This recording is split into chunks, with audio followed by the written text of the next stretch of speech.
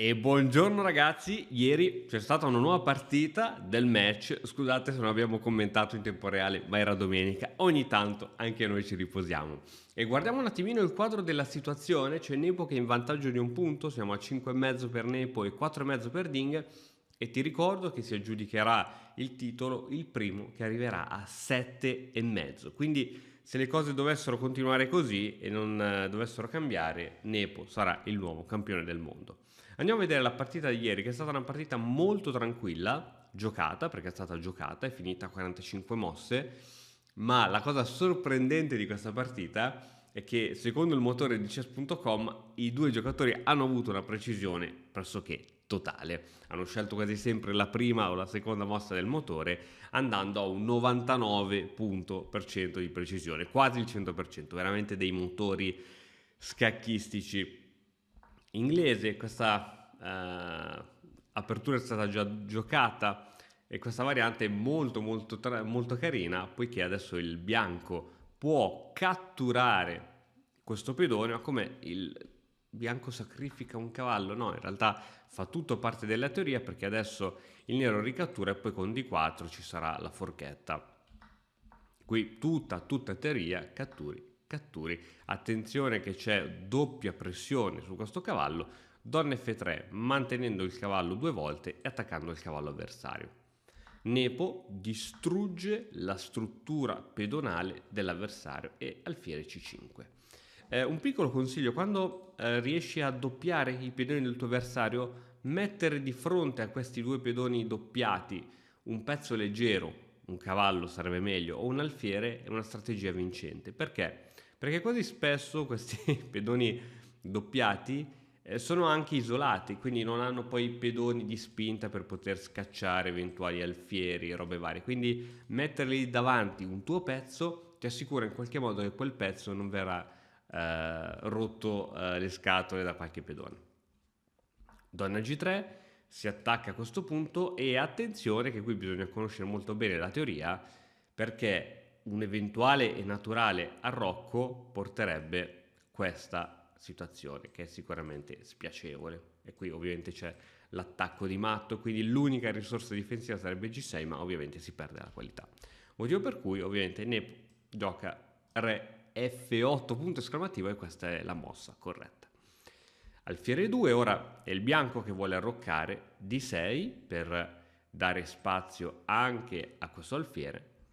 Alfiere F4, donna in E7, torre di 1, fin qui tutte mosse assolutamente tranquille, e attenzione che ora questa torre in futuro minaccerà manovre di questo tipo. Dico in futuro perché adesso non è possibile, e il pedone H minaccia anche di prendere spazio, dando fastidio a questa regina che quasi non sa dove andare, perché qui non può andare, qui non può andare, qui non può andare, oddio può andare perché c'è la regina avversaria. Insomma, la regina bianca non è forse posizionata al meglio. Rocco corto H4 minacciando la regina che va in D3. G5, attenzione, veramente qui c'è quasi il rischio di riuscire a guadagnare troppo spazio e rompere la difesa sull'arrocco avversario.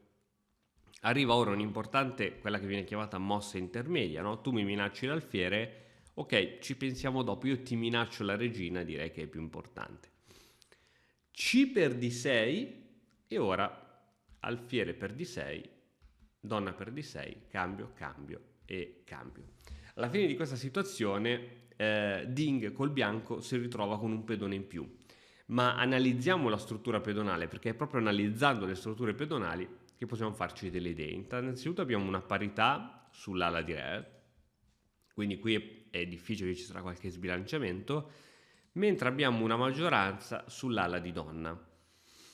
La cosa difficile è che questi sono due pedoni doppiati, sono facilmente attaccabili. Mi viene in mente un alfiere qui, crea pressione qui, una torre qui, crea pressione qui, oppure ancora il nero potrà facilmente, credo, raddoppiare le torri. Insomma, penso che questo pedone o questo pedone prima o poi cadranno, no? Sono deboli, quindi è una situazione di parità. Il motore cosa dice? Un più 0,30, un vantaggio praticamente quasi inesistente, quindi è situazione di parità. Alfiere 6, sicuramente la posizione migliore di questo alfiere, perché dai 6 si fa pressione su questo punto, ma soprattutto è sostenuto. È sempre importante riuscire a mettere i nostri pezzi dove sono sostenuti, meglio ancora se da pedoni. F4 cercando di liberare la via anche all'altra torre, Re in E7 minacciando la torre, e ora lo spontaneo raddoppio non funziona perché ovviamente poi cadrebbe questo.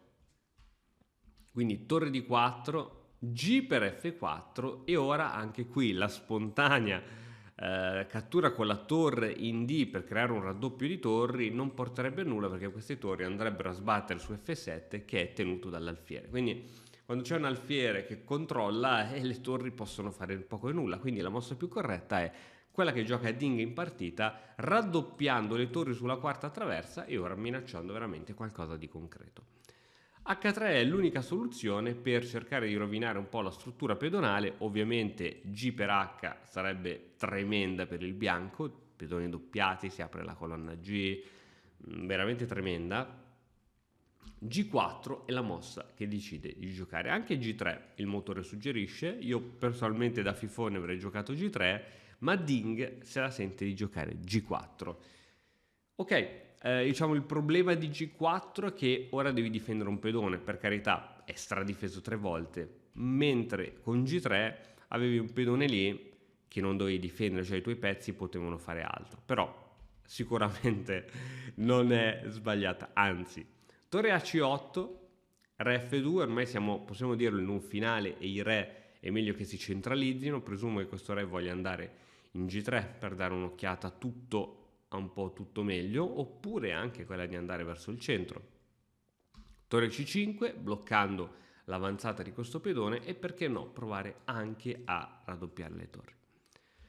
A4, torre A5 attaccando questo pedone, e ora alfiere in D1 per difendere quel pedone. B6, re in G3, torre in H6.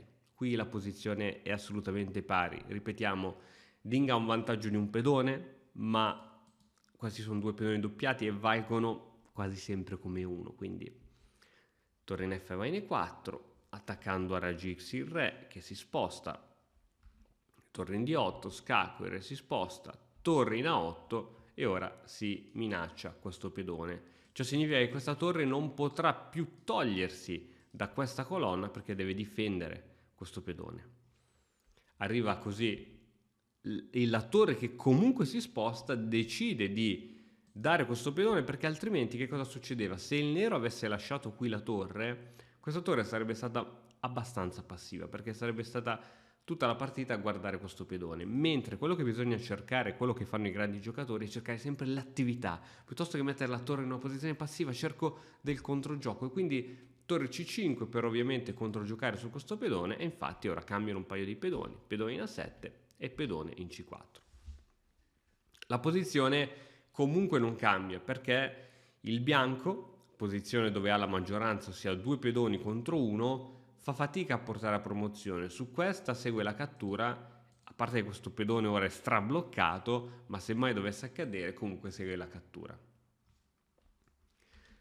Torre raddoppio per attaccare a raggi X sul pedone in C3, e ora si chiede un cambio di torri forzato.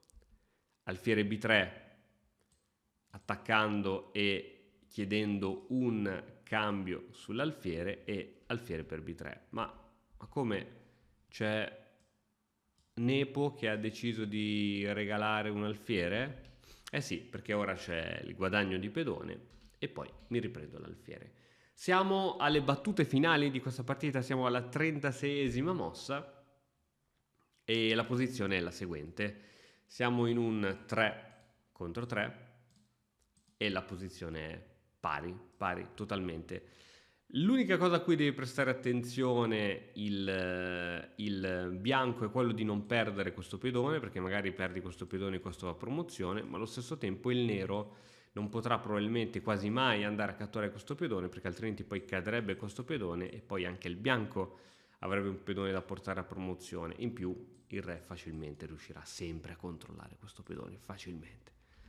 Torre B5 chiedendo un cambio, il cambio viene per il momento spostato, si preferisce eliminare i pedoni rimanenti sull'ala di donna e ora si gioca in una posizione di perfetta parità. I giocatori sanno che stanno giocando in posizione di parità, ma se non erro, non vorrei dire una cavolata, correggetemi se sbaglio, non possono fare patta d'accordo prima delle 40 mosse, siamo alla 38esima mossa, quindi devono giocare almeno un paio di mosse prima di accordarsi per la patta, posizione completamente patta, un pedone in più per Ding, ma dopo questa, due pedoni in più, arriva questo pedone che cade al 100% perché ora puoi provare a difenderlo, ma si avvicina anche il re e ora c'hai due attaccanti su questo pedone e a questo punto la posizione è veramente patta, poiché chi ha studiato i finali di torre, ragazzi, studiate i finali di torre perché come vedete nella gran parte dei partiti si arriva nei finali di torre, trovate su Amazon il libro Finali di torre di Andrea Stella. Chi ha studiato i finali di torre sa che i finali di torre con il pedone H sono comunque patta e quindi i due giocatori a un certo punto si ritrovano a giocare re-re contro pedone. Possibilità di spingere, ma qui è proprio pura teoria scacchistica. Bene, questa è stata una partita molto equilibrata, non ci sono stati colpi tattici interessanti, è stata una partita molto tranquilla, non c'era granché da fare e non mi stupisco che i giocatori abbiano ottenuto una percentuale di precisione così alta proprio perché era una partita tendenzialmente fiacca dove le cose da fare erano più o meno quelle, quindi parità. Stiamo a vedere che cosa faranno oggi perché oggi giocheranno un'altra partita e potrà essere decisiva. Ciao!